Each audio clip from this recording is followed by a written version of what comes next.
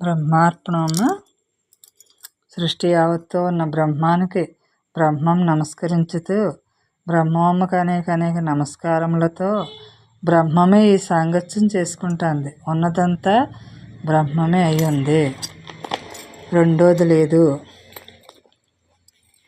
మనకి బ్రహ్మం అంటే ఏంటి అంటే రెండోది లేదు అన్నారు. మరి రెండోది లేనప్పుడు ఉన్నది ఏంటి? బ్రహ్మమే కదా.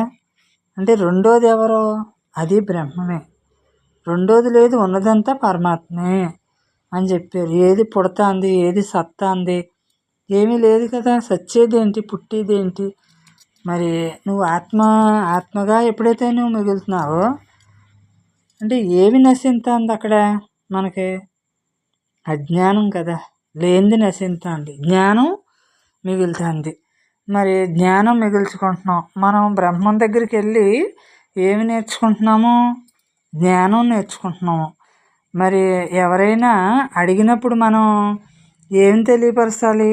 మనం ఏమి అనుభవిస్తున్నాము, ఏమి నేర్చుకున్నాము, మనం ఏమి అనుభవిస్తున్నాము, మరి అది ఎలా తెలియపరచాలి? మనం ఏది అనుభవిస్తున్నామో అది తెలియపరచాలి. మరి మనం బహిర్ముఖం అవుతున్నామా, అంతర్ముఖం అవుతున్నామా? అంటే మన బ్రహ్మమ్మ దగ్గరికి వెళ్ళి మనం అంతర్ముఖ స్థితి తెలుసుకున్నాం. అంటే నన్ను నేను తెలుసుకోవటానికి, నన్ను నేను చూసుకోవటానికి, నా లోపలికి నా ఆలోచన విధానాన్ని మార్చుకుంటా, మరి నేను లోపల ప్రతి ఆలోచనని నేను గమనించుకుంటా, మరి జరిగేదంతా నేను కాదు అని అనుకుంటా నేర్చుకున్నాం కదా మనం. అంటే ఏది నేను కాదో దాన్ని విడదీసుకున్నాం, నేనుని అక్కడ మిగుల్చుకున్నాం. మరి ఇంకా ఏమి నేర్చుకున్నాం మనం అంటే మనసు తగ్గించుకున్నాం, అంటే ఆలోచనలు తగ్గించుకున్నాం. మరి ఆలోచనలు తగ్గించుకున్నప్పుడే కదా ఊరకే మిగులుతుంది. మరి ఆలోచనలు ఎలా తగ్గించుకున్నాం అంటే దాన్ని గమనించుకున్నాం కాబట్టి తగ్గించుకున్నాం. గమనించుకుంటా తగ్గించుకున్నాం. మరి భగవంతుడికి మనం ఇచ్చే గురుదక్షిణ ఏంటి?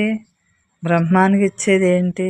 మనం మన ఆలోచన తగ్గించుకొని మన లోతుకు మనం వెళ్తూ ఉన్నది నేనే, నేను తప్ప రెండోది లేదు అని మన భావన బ్రహ్మార్పణం చేసేసి ప్రతి భావన బ్రహ్మార్పణం చేసుకుంటే బ్రహ్మంగా మిగులుతాము.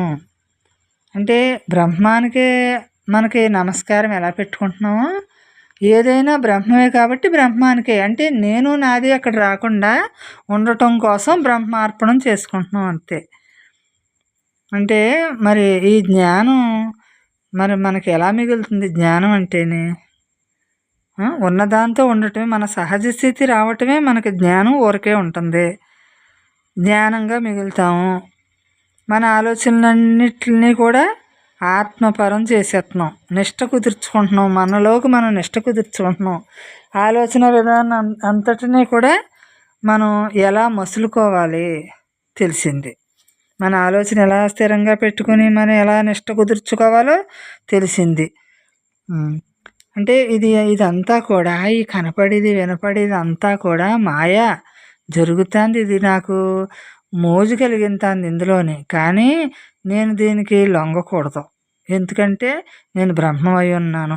బ్రహ్మంలో నుంచి ఇదంతా వచ్చింది కాబట్టి బ్రహ్మానికి ఎక్కువ నేను విలువ, గౌరవం అంతా బ్రహ్మానికే ఇవ్వాలి. అప్పుడు మనం ఈ సంసారం జరుగుతుంది, కానీ ఈ సంసారంలో మనం చిక్కుకోవట్లేదు. ఎందుకంటే ఇది శాశ్వతమైనది కాదని తెలిసింది కాబట్టి, మనం ఆత్మానుభవం విచారణ కొనసాగింది కాబట్టి మనం నేర్చుకున్నాం కదా, తెలుసుకున్నాం కదా, దాన్ని విడగొట్టుకున్నాం కదా, అప్పుడు ఆత్మానుభవం పొందుతున్నాం. మరి అంటే బ్రహ్మ చింతన తప్ప వేరే చింతన ఇంకా లేదంతే. అంటే వేరే చింతన అంటే మరి ఇంట్లో ఏమీ చేసుకోకుండా ఊరికే వదిలేయటం కాదు కదా. అది ఎందుకంటే అది తెచ్చుకున్నాను, జరుగుతుంది అంతే. జరిగేది జరుగుతుంది, నాకు సంబంధం లేదు, నేను బ్రహ్మాన్ని. అలా మన చిత్తం శుద్ధి చేసుకుంటూ ఉండాలి. మన ఆత్మ మీదే మనం నిలుపుకోవాలి మనం. అప్పుడు మనకి తెచ్చుకున్న వాసనలన్నీ కూడా బ్రహ్మార్పణం అయిపోతాయి. క్రమేపా సన్నగిల్లిపోతాయి. మనకి అన్నీ కూడా సన్నగిల్లిపోతాయి. మన అనుభవం కుదిరే కొలది కూడా అవన్నీ తగ్గిపోతూ ఉంటాయి. బ్రహ్మం బలం ఎక్కువగా ఉండి మరి ఈ జీవ లక్షణాలన్నీ తగ్గుముఖం పడతాయి. మరి అలాంటి అప్పుడు ఆ ఏకాంతం కుదురుతుంది మనకి. లోపల నిశ్చలంగా నిర్మలంగా ఉంటుంది కదా ఏకాంతం, అలా మిగులుతాం. మరి ఇది అభ్యాసం చేస్తేనే కానీ అవ్వదు కదా. మరి ఎవరైనా చెబితే నువ్వేం అనుభవిస్తున్నావు, నువ్వు బ్రహ్మం దగ్గరికి వెళ్తున్నావు కదా అంటే మనం అసలు చెప్పే స్థితి ఎలా వస్తుంది? మనం అనుభవించాలి ముందు. అనుభవించినప్పుడే నేను ఈ స్థితిలో ఉన్నాను, నేను శాంతంగా ఉన్నాను కదా, నేను ఆలోచన రహితంగా ఉంటున్నాను, ప్రతి ఆలోచన బ్రహ్మం చేసేస్తున్నాను, కానీ ఈ ఆలోచనని నేను విడిగా చూడట్లేదు అని మనం చెప్పగలిగేది ఉండాలి కదా. ఉండాలి అంటే మనం ధీరత్వం రావాలి, ధీరత్వం సంపాదించుకోవాలి. ఏమైనా సరే ఉన్నది బ్రహ్మమే, ఎన్ని భూమి తలకిందులైపోయినా సరే ఉన్నది బ్రహ్మమే అనే ధీరత్వం మనకు రావాలి.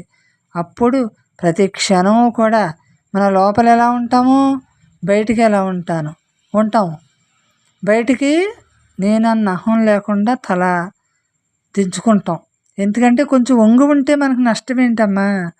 మనకు అసలు బ్రహ్మత్వం కదా సిద్ధించాలి, బ్రహ్మత్వంగా కదా మనం మిగలాలి. ఈ అహాన్ని తగ్గించుకుంటే మనకి ఏంటి నష్టం? ఏమీ నష్టం లేదు కదా. లోపల మాత్రం ఆ ధీరత్వంతో మనం ఉండాలి. ఎందుకంటే నాకు బ్రహ్మం ఉన్నారు, నాకు బ్రహ్మం ఉన్నారు అనే ధీరత్వం మనకి ఏం చేస్తుందంటే ఒక బలం, ఒక శక్తి మనకి. ఆ బ్రహ్మమే మన శక్తి. అలాగా మనల్ని మనం అంతర్ముఖం అవుతా ఈ వాసనలన్నిటిని అంతర్ముఖం అవుతూ ఉంటే మనకి జ్ఞానం విశదీకరణగా తెలుస్తూ ఉంటుంది కదా, విడదీసుకుంటాం కదా, జ్ఞానంగా మిగులుతూ ఉంటాం కదా. అప్పుడు మనకి నిలకడ కుదురుతుంది. కాబట్టి ఇవన్నీ కూడా అవే వదిలిపోతూ ఉంటాయి. వదలగా అలా హాయిగా మిగులుతున్నాము. మరి ఇది చెప్పటానికి ఎందుకమ్మా మనకి ఇబ్బంది ఎందుకు పడుతున్నాము అంటే రెండో దానిగా భావించకూడదు. దేన్ని కూడా రెండో దానిగా భావించకూడదు. అందరం అనుభవిస్తున్నాం కదా. మన అనుభవం మనకి కరెక్ట్ అవుతుంది. మన ఆత్మతత్వంగా మిగలటమే మనకు అసలైన పని కదా మనది. ఆత్మతత్వంగా మిగలటం అసలైన పని.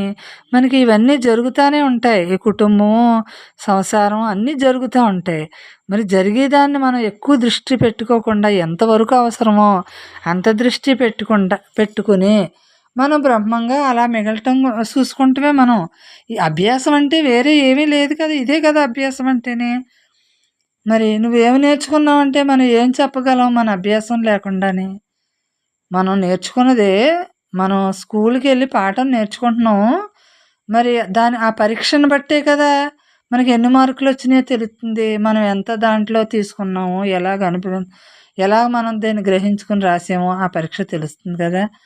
మరి అలాగే బ్రహ్మం కూడా మనం ఎంతవరకు నేను దీన్ని గ్రహించుకున్నాను, ఎంతవరకు నేను మిగులుతున్నాను, అది నాకే కదా. నేను మిగిలింది నాకే మిగులుతుంది, నాకు ఉన్నది నాకు మిగులుతుంది. మరి అంటే నా కోసం నేను చూసుకోవాలి కదా. అలాగా నా చదువు నేను ఎలా చదువుకుంటే నాకు మార్కులు వచ్చినాయో అలా బ్రహ్మంగా నేను ఎంతవరకు ఉన్నాను, ఎంతవరకు నేను నేర్చుకున్నాను. నేను బ్రహ్మం అమ్మ దగ్గరికి వెళ్ళి ఊరికే కాదు కదా వెళ్ళటం నేను. ఎందుకంటే ఆనందం పొందటానికి వెళ్తున్నాను. సుఖం అంటే ఏంటో తెలుసుకోవటం కోసం నేను బ్రహ్మమ్మ దగ్గరికి వెళ్తున్నాను. ఉన్న సుఖం, అసలు సుఖం చెప్పేశారు కదా. మరి చెప్పేసినప్పుడు ఆ సుఖంతో మనం మిగలాలి కదా. మిగలాలి అంటే ప్రతి క్షణం ఉన్నది బ్రహ్మమే, నేను బ్రహ్మం, నాలో బ్రహ్మం, అంతా బ్రహ్మం, అన్నీ బ్రహ్మం. మరి అన్నీ భావించుకోవాలి కదా. అలా భావించుకోగా ఉన్నది అప్పుడు ఏది బలహీనపడుతుంది, ఏది బలంగా ఉంటుంది అంటే నీ ఆలోచన విధానం మారిపోతుంది. కాబట్టి నువ్వు బలంగా ఉంటావు. ఇవన్నీ కూడా సన్నగిలుతూ ఉంటాయి. నీ ఆలోచనలు అన్నీ కూడా విచ్చలవిడిగా ఉండకుండా ఎంతవరకు అవసరమో అంత ఆలోచన వచ్చి ఆ పని అక్కడ జరుగుతూ ఉంటుంది. అలాగా మనం వెళ్ళి ఏమి నేర్చుకున్నాము అంటే మరి మనం ఇది నేర్చుకుంటున్నాం. మనం దీంతో ఇలా మిగలటం నేర్చుకుంటున్నాం. మిగలాలి, ఉన్నదాన్నే చూడమంటున్నారు, లేని దాన్ని నీ దృష్టి పెట్టొద్దు అన్నారు.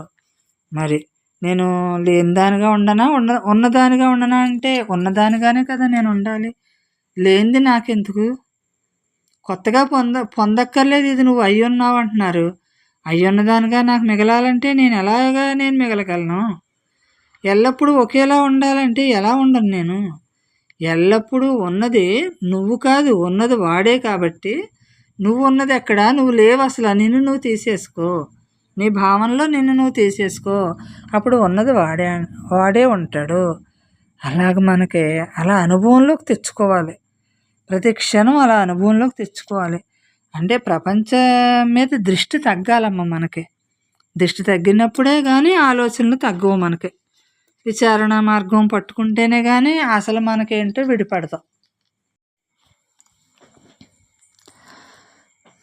మనం ఏమి నేర్చుకుంటున్నాము, ఏమి వదిలిపెడుతున్నాము, ఏమి నిలబెట్టుకుంటున్నాము, ఎవరు ధ్యానం చేస్తున్నారు, ఎవరు మనసు కదలికలు పెట్టుకుంటున్నారు, ఎవరు ఇప్పుడు జ్ఞానం అని అంటున్నాము. అసలు ఎవరున్నారమ్మా? అజ్ఞానం ఎవరున్నారు, జ్ఞానం ఎవరున్నారు? అంటే ఒకప్పుడు మనసు పెట్టి పనిచేసి లేనిదాన్ని ఉందనుకుని భావించుకున్న వాళ్ళ అక్కడ అజ్ఞానం అంటున్నారు. మరి అజ్ఞానంలో ఎవరున్నారు? అక్కడ పని జరుగుతుంది, బ్రహ్మమే కదా అక్కడ. మరి జ్ఞానం అంటున్నాం, మరి అది బ్రహ్మమే కదా. అంటే ఇక్కడ అజ్ఞానము, ఇక్కడ జ్ఞానము కూడా బ్రహ్మమే అయి ఉంది, రెండోది లేదు. ఎవరు కదులుతున్నారు ఇక్కడ? కదిపేది ఎవరో, కదిలేది ఎవరో? ఉన్నది తానే కదా. ఇక్కడ చూసేది ఎవరో, మాట్లాడేది ఎవరో? తానే కదా. అంటే మరి తానే అన్నీ జరుపుతామంటే నేను అనే భావన పెట్టుకున్నప్పుడే కదా మనకి ఈ జన్మ వచ్చింది. ఈ జన్మ ఎందుకు వచ్చింది? నేను అనే భావన పెట్టుకున్నాం. ఇప్పుడు ఈ జన్మలో ఏం చేస్తున్నాము? సగం రోజులు వెళ్ళిపోయినాయి. వెళ్ళిపోయిన తర్వాత మనకు బ్రహ్మమ్మ దొరికిన తర్వాత ఈ నేను తీసేయాలిగోను, అసలైన నేను అక్కడ మిగులుతుందంట అని తెలియపరిచిన మాల తెలిసింది. అసలైన నేను మిగలాలి అంటే నేను ఈ నేనుని ఎలా తీస్తున్నాను అంటే నేను దీన్ని తీసేయట్లేదు. నా దేహాన్ని వద్దు, ఇది కాదు, ఇది అవసరం లేదని నేను అనుకోను. ఎందుకంటే ఇది నేను కాదని నాకు తెలియాలి, అంతే విషయం తెలియాలి. నేను కాదు అని నాకు తెలిసినప్పుడే నేను దీని మీద దృష్టి వదులుతాను. లేదంటే దృష్టి దీని మీదే పెట్టుకుంటాను. ఇంద్రియాలు పనిచేస్తూ ఉంటే అన్నీ అంటించుకుంటా ఉంటే నేను నమ్ముతాను కదా, నిజమే అంటాను కదా. అలా నిజం లేదు, అబద్ధం లేదు, మరి నిజమే అని అంటున్నాను. మరి ఇక్కడ అజ్ఞానంలోనే బ్రహ్మమే, జ్ఞానంలోనే బ్రహ్మమే, చేసినా బ్రహ్మమే, చెయ్యకపోయినా బ్రహ్మమే. జరగాల్సింది జరుగుతుందమ్మా. అసలు ఏది జరగాలో అది జరుగుతుంది. మనం అలా సాక్షిగా జరిగేదాన్ని చూస్తూ ఉండటమే, ఇంకా జరిగేదాన్ని చూస్తూ ఉండటమే. మనం అంటూ ప్రత్యేకత లేకుండా కదుపుకోకుండా ఉండటమే. మరి అలా ఉండగా అలా ఊరుకుంటాం. మన కదుపుకొని నేనే చేశాను కదా అనే భావన పుడుతుంది. నేను తిన్నాను అంటున్నాను, నేను ఉన్నాను అంటున్నాను, ఇదంతా బ్రహ్మం కదమ్మా, అదంతా బ్రహ్మం కదా. అంటే ఇది ఎంతవరకు అవసరమో దానికి అంతవరకు అక్కడ జరుగుతూ ఉంటుంది. ఎందుకంటే మనం ఎక్కువ కదిలితే ఎక్కువగా ఇదంతా ఇన్వాల్వ్ అయిపోతే వేరుగా జరుగుతూ ఉంటుంది. మరి బ్రహ్మంగా మిగిలినప్పుడు అలా జరగదు, వేరుగా జరగదు, కరెక్ట్గా జరుగుతూ ఉంటుంది. ఒకవేళ జరగకపోయినా మనకు ఆలోచన కదలక్కర్లేదు, జరిగినా కదలక్కర్లేదు. ఇది అది కూడా బ్రహ్మం మనం చేసుకోవటం. అంటే మరి ఈ సంసారం చేసుకోవటం సులభంగా ఉందా, బ్రహ్మంగా మిగలటం సులభంగా ఉందా అంటే బ్రహ్మంగా మిగలటమే సులభంగా ఉంది కదా మనకే. అంటే ఇదంతా జరుగుతూ ఉంటే మనకి ఎలా ఉందంటే ఎలా జరిగినా సరే ఒక్క స్థితిగా ఉంటుంది, ఒకేలా ఉంటుంది. అంటే మనకి ఎంత బాగుంది అప్పుడు ఒకేలా ఉంటేనే, విడిగా కనిపిస్తే ఎలా ఉంది. అంటే ఈ రెండిట్లని కూడా ఒకటి చేసుకోవాలన్నమాట. రెండు విడిగా లేదు అసలు అని. నా కాలు వేరుగా, నా చెయ్యి వేరుగా, నా కళ్ళు వేరుగా ఏమన్నా ఉన్నాయా? నా దేహం అంతా ఒకటే కదా. నా దేహం విడిగా ఎక్కడుంది? ఒకటిగానే ఉంది. మరి తన నుంచే జరుగుతుంది, సమస్త కదలిక కూడా తన నుంచి జరుగుతుంది. అంటే ఏ ఇంద్రియానికి ఆ ఇంద్రియం అలాగా అమర్చాడనమాట. కాళ్ళు నడవటానికి, చేతులు పనిచేయటానికి, నోరు మాట్లాడటానికి, అలా దేనికి దానికి ఎలా అమర్చాడో మరి ఇది వేరుగా ఎక్కడుంది? నా కళ్ళు వేరుగా లేవు, నా ముక్కు వేరుగా లేదు, నా చెవులు వేరుగా లేవు, నేను వేరుగా లేను అసలు. మొత్తం దేహం అంతా కూడా ఒకటే కదా, తానే కదా. తన నుంచే కదా ఇలా వ్యక్తమైనప్పుడు తానే కదా. ఇది నేను అని అనుకోవటమే ఇది తన సొత్తు, బ్రహ్మం సొత్తు. ఇది నా సొత్తు అంటూ ఇక్కడ ఏమీ లేదు. భూమి మీదకి నేనేమి తేలేదు కదా, తెత్తే కదా నాకు ఇది ఇక్కడ ఉన్నట్టు లెక్క. నేను పట్టుకెళ్ళలేదు కదా, ఏమీని పట్టుకెళ్ళటానికి ఏమన్నా ఉందా? ఏమీ లేదు కదా. ఇక్కడ ఎలా వచ్చానో అలాగే వెళ్ళిపోతాను. మరి మధ్యలో ఇవన్నీ నాకు ఎందుకమ్మా అంటించుకుంటాము అంటే ఈ జగత్తు ఉందే అని అనుకుంటున్నాను. అనాత్మనే ఆత్మ అని అనుకున్నాను అంతే. ఆత్మనేమో చీకట్లో ఉందని తెలియలేదు నాకు. ఆత్మ అంటే దీనికి అతీతంగా ఉన్నది అని తెలియలేదు. మరి చీకట్లో లైట్ పట్టుకెళ్తేనే అక్కడ కనిపిస్తున్నాయి కదా. మరి అలాగా మన జ్ఞానం సంపాదించుకున్న తర్వాతే మనకు అక్కడ చీకట్లో తెలుస్తుంది, ఏమున్నాయో కనపడుతుంది. మనం అంటూ ఆత్మ అంటే ఏంటి, జగత్ అంటే ఏంటి అప్పుడు విడదీసుకున్న వల్ల తెలియబడింది. తర్వాత ఇంకా అనాత్మని లేదు, ఆత్మని లేదు, ఉన్నది ఒకటే ఆత్మే, అంతా ఆత్మే, విడిగా లేదు అని ఈ జపాలు చేసిన, ధ్యానాలు చేసిన, మంత్రాలు చదివిన, ఏ స్తోత్రాలు చేసినా అన్నీ బ్రహ్మార్పణమే. అన్నీ అందులోనే, దేవుళ్ళు, దేవతలు, అన్నీ మహావాక్యాలు అన్నీ అందులోయే, అన్నీ సమస్తం అందులోయే. రుభుగీతలో చెప్పాడు కదా, రుభువు నిగాదుడికి. అలాగా ప్రతిదీ బ్రహ్మమే అయ్యుంది, రెండోది లేదు అసలు అని. దాన్ని అనుభవించినప్పుడే మనం దానిగా మిగులుతాము. అంటే మనం ప్రతీదీ కూడానమ్మా ఏం చేస్తున్నాము అంటే కలిపేసుకుంటున్నాము, అన్నీ కలిపేసుకుంటున్నాము. మనసు పెట్టి చూసేస్తున్నాము, మనసు పెట్టి వినేస్తున్నాము, మనసు పెట్టి మాట్లాడేస్తున్నాము. అందుకనే మనకి బ్రహ్మం అంటే ఏంటో కరెక్ట్గానే నిలబడలేకపోతున్నాం.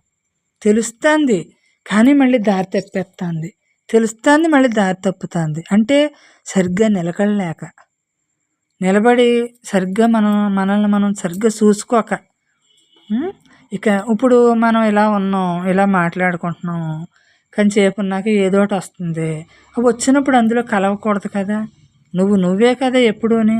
అక్కడ విడిగా ఎందుకు చూస్తున్నావు? ఆ వచ్చిన దాన్ని విడిగా ఎందుకు చూస్తున్నావు? రాని దానికి ఆనందం ఎందుకు పడుతున్నావు? అంటే ఇది వేరు అది వేరు కాదు కదా. వచ్చిన దానికి రాని దానికి ఒకలా ఎందుకు ఉండలేకపోతున్నాము అంటే మనం అసలు మనకు దానికి అవగాహన కరెక్ట్గా గట్టిపడక అలా విడివిడిగా చూసేస్తున్నాం. అంటే తెలియనితనం అనమాట. అది ఏంటంటే ఈ మాయకి బలం ఎక్కువగా ఉంది. మనం దీన్ని తట్టుకునే శక్తి మనకి ఉండట్లేదు, నిలబెట్టుకునే శక్తి మనకి తెలియట్లేదు. ఎందుకంటే బ్రహ్మ బలం ఎక్కువగా మిగలాలి అనమాట. బ్రహ్మబలం ఎక్కువగా ఉండాలి, మనోబలం తక్కువ ఉండాలి. అప్పుడు మనం నిలబడగలుగుతాం. ప్రతి క్షణం అదే ఉంది కదా, ప్రతి సమయం అదే ఉంది కదా అని మనం ఇప్పుడు జరిగేది వేరు, కాసేపు ఉన్నాక జరిగేది వేరు అని అనిపించకూడదు అన్నమాట మనకి. అంటే ఖాళీగా ఊరికే చూడటం, ఊరికే వినటం, ఊరికే మాట్లాడటం, అన్నీ ఊరికే. అంటే అలా హాయిగా అంటే మనల్ని మనం కదుపుకోమన్నమాట. కదుపుకోకుండా ఉంటే ఎంత హాయిగా ఉంది. నిశ్చలంగా ఉంటే మన మనసు నిశ్చలంగా ఉంటే ఎంత హ్యాపీగా ఉంది. కదుపుకోకుండా ఉంటేని అంటే మనం ఊరుకోకపోతే అక్కడ కదుపుకుంటాం. మనం ఊరుకోపోవటమే కదుపుకోవటం. అక్కడ కదులుతా ఉంటే తెలుస్తుంది కదా, అందులో ఉండబుద్ధి అవట్లేదు కదా మనకి. అది కదలని దానికే వచ్చేయాలనిపిస్తుంది. కదిలే దాన్ని విడిచేసి కదలని దాని మీదకి వచ్చేయాలని మనకి బుద్ధి పుట్టేస్తుంది అంతే. అలాగా ఎందుకంటే ఇలా ఖాళీగా ఉంటమే బాగుంది, నాకు లోపల ఇలా ఖాళీగా ఉండాలి, బయట ఖాళీ లోపల ఖాళీ, బయట ఖాళీ లోపల ఖాళీ, విడిగా ఏమీ లేదు, రెండు రెండు ఒకటే. అంటే నా దేహం విడిగా ఉంది, నేను విడిగా ఉన్నాను కాదు కదా. అన్ని దేహాలు తానే, అన్ని నామాలు తానే, మొత్తం సమస్తము తానే ఉంది. మరి అంటే అన్ని మంత్రాలు తానే, అన్ని దేవుళ్ళు దేవతలు ఋషులు అన్నీ తానే. తనకంట విడిగా ఏమీ జరగటాలేదు, జరుపుకోవట్లేదు, లయం అవ్వట్లేదు. తనకంట విడిగా ఏది లయం అవ్వట్లేదు. తనకంట ఏది పుట్టలేదు, తనకంట ఏది పెరగట్లేదు. మనం పెరుగుతున్నాం, దేహం పెరుగుతుంది. ఎవరమ్మా పెంచిది? మనం ఏమన్నా పెరిగిపోతున్నామా? మనం కడుపులోంచి తల్లి కడుపులోంచి తల్లి ఏమన్నా బొమ్మ చేసి లోపల తయారు చేసి పెట్టుకుందా? బయటికి ఎలా వచ్చిందా బొమ్మ? ఎలా పెరుగుతుంది? మనమెవరం అక్కడ? సృష్టి భగవంతుడిది, ఇదంతా సృష్టి జరుగుతుంది. మళ్ళీ భగవంతుడిలోనే పుడుతున్నాం. అయ్యో అసలు పుట్టక్కర్లేకుండా ఉంటే బాగుంటుంది కదా, ఎందుకు గందరగోళం అనుకుంటే మరి మనకి ఇంకా చేసుకుని వచ్చేసి అనేక జన్మల నుంచి పరమాత్మ కంటే విడిగా ఏమీ లేదు, విడిగా ఏమీ లేదు, ఉన్నది అదే అంటున్నారు కదా. అంటే భిన్నంగా లేదు, బ్రహ్మానికంటే అన్యంగా ఒక్క పదార్థం కూడా లేదు అని చెప్పారు కదా. అంటే ఒక గడ్డిపోచ కూడా విడిగా లేదనమాట. ఇంకా అన్యంగా ఏదీ లేదు. మనసు కూడా అన్యంగా ఎక్కడుంది పరమాత్మ కంటేనే? అక్కడి నుంచే కదా కదులుతుంది. ప్రతి కదలిక అక్కడి నుంచే కదులుతుంది. నీ ఇంద్రియాలు అక్కడి నుంచే పనిచేస్తున్నాయి కదా. నువ్వు విడిగా పనిచేయట్లేదు కదా, తన నుంచే పనిచేస్తున్నావు కదా. మరి అంటే ఇప్పుడు మన బ్రహ్మం చెప్పింది ఏంటంటే, ఆకాశం నుంచి భూమికి ఏ చైతన్యం అయితే అయి ఉందో మిగిలిందో మరి దానిగా మిగలండర్రా, అదే అసలైన పరబ్రహ్మము, దానిగా మీరు మిగలాలి, ఇదే ఉండాలి, దీంతోటే ఉండాలి. ప్రపంచం అసత్యమే కదా, జగత్తంతా చూసేది కనపడేది అంతా అసత్యం కదా. మీరు అంటే మీ భావన వదిలిపెట్టండి అంతే. మీరు మనసే కదా మీ సంసారం, మనసును ఉండబట్టే కదా ఇదంతా కనిపిస్తుంది. సృష్టి అంటున్నాము, సీత అంటున్నాము, లయం అంటున్నాము, అవస్థలు అంటున్నాము, ఇవన్నీ ఎక్కడి నుంచి? మనసు కదా. మరి మరి ఆ మనస్సే నీకు బంధం కలుగుతుంది, దుఃఖం కలిగింతుంది. మరి ఆ మనసే ఎక్కడ పుట్టిందో అక్కడ గ్రహించినప్పుడు అదే పరబ్రహ్మం అవుతుంది. అక్కడ గ్రహించటమే ముందు పరబ్రహ్మం నేను అని గ్రహించటం. తస్మాత్ జాగ్రత్తగా జాగ్రత్తగా అని చెప్పేవారు కదా.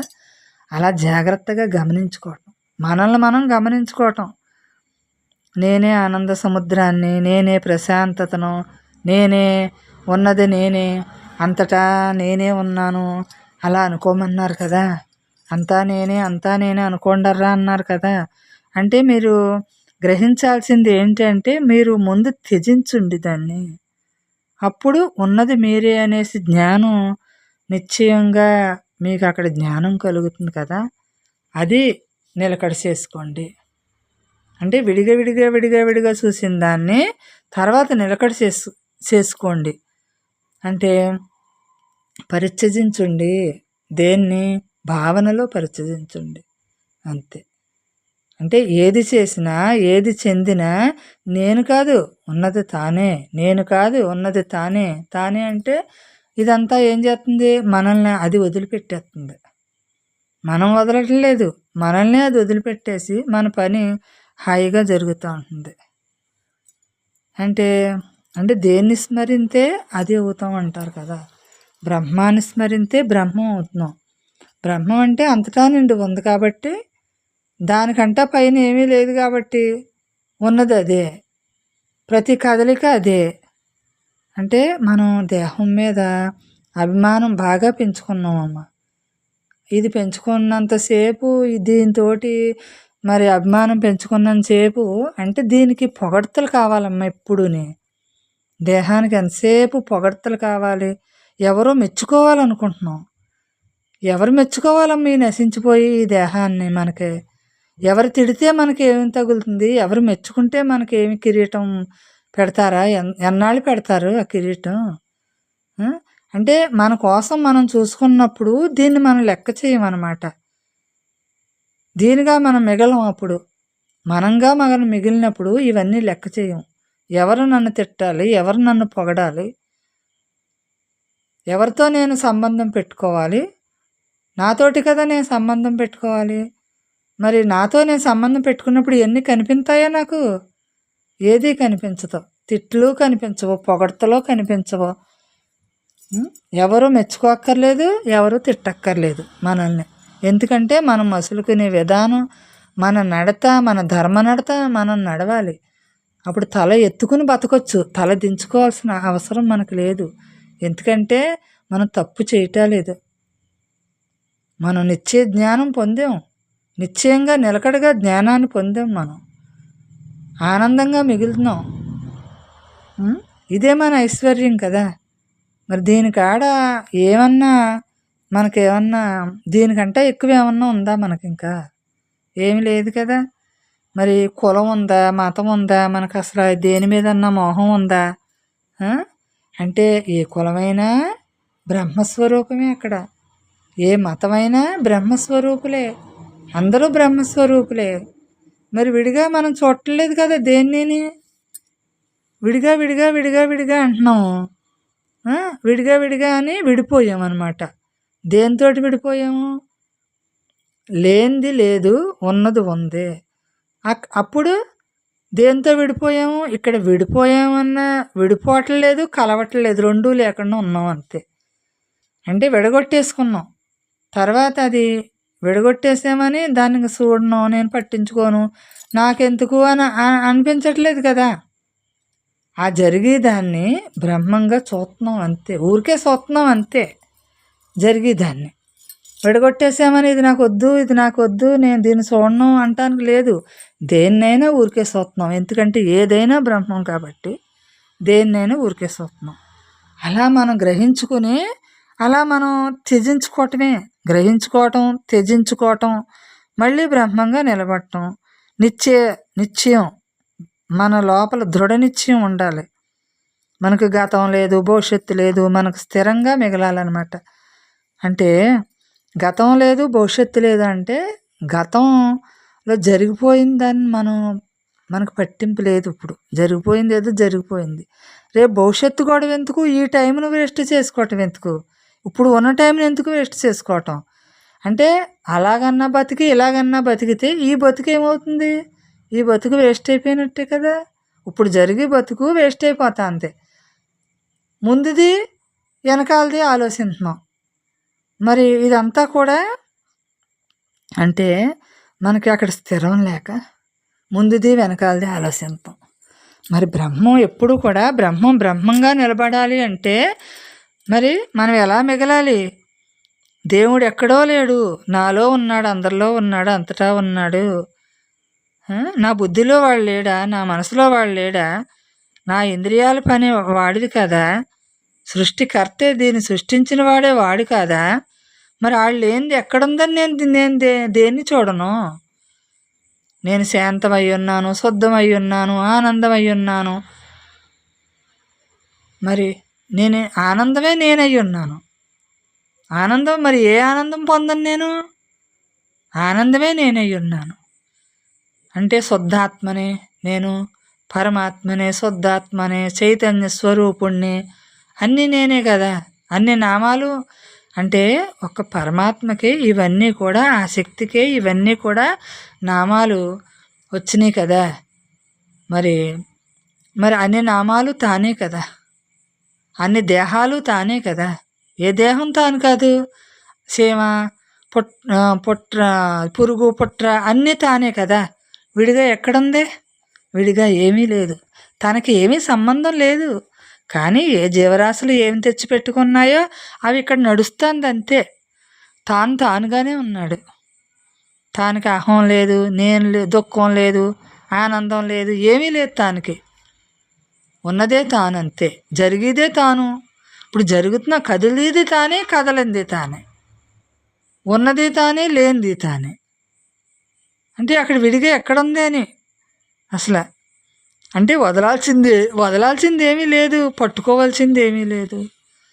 మనకు లాభం వచ్చేది లేదు, నష్టం వచ్చేది లేదు, సుఖం వచ్చేది లేదు, దుఃఖం వచ్చేది లేదు. ఏముంది అసలు? అంటే ప్రేమస్వరూపమే తానే ఉన్నాడు. అంటే తాను అందరినీ ఒకే దృష్టి ఉందన్నమాట, వేరే లేదు.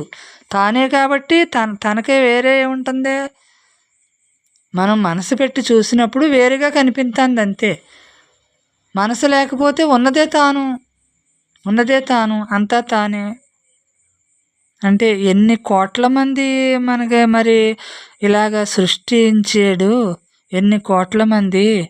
అంటే అంటే మన కళ్ళు మనం మూసుకుని మన ధ్యానంలో మనం దేన్ని చూడగలం, దేన్ని తెరవగలం అంటే మన మనోనేత్రం తెరుచుకొని మన లోపల గమనించుకొని ఎలా మిగలాలో, మనం ఆత్మదృష్టిని ఎలా మిగుల్చుకోవాలో, ఆ దివ్యత్వాన్ని ఎలాగో అని మనం దాన్ని చూసుకోవాలి. అంటే ఇటు దృశ్యాన్ని చూడాలి ఏకరీతిగానే, అటు తాను ఆ ఖాళీగా ఉన్నదే తాను, ఆ ఖాళీలోనే ఈ దేహం ఉంది కాబట్టి తానే కదా, తనలోనే తానుంది, తనకంటా విడిగా లేదు. మరి దాన్ని గ్రహించుకుని మనం ఈ శబ్దం ఎక్కడి నుంచి వస్తుంది, శబ్దం మనలో వస్తుంది కదా, వింటున్నాం కదా, అది శబ్దమే కదా, మాట్లాడుతున్నాం అది శబ్దమే కదా, అది ఎక్కడి నుంచి వస్తుంది ఆ శబ్దం? మనలో ఓంకారం ఉంది, మనలో ఓంకారం ధ్వనింతుంది. మనకు మరి దానికి చోటు ఇవ్వాలి కదా. మనం కామ్గా ఉండాలి లోపల. కామ్గా ఉండి కొలిది మనకు ఆ ఓంకార ధ్వని మనకి తెలియబడుతుంది. ఓంకారమే తానే ఉన్నాడు, విడిగా లేడు. తానే అంతానమ్మా, ఇంక విడిగా ఏమీ లేదు. ఈ మంత్రాలు తంత్రాలు అన్నీ తానే, శబ్దం తానే, శబ్దం కానిది తానే,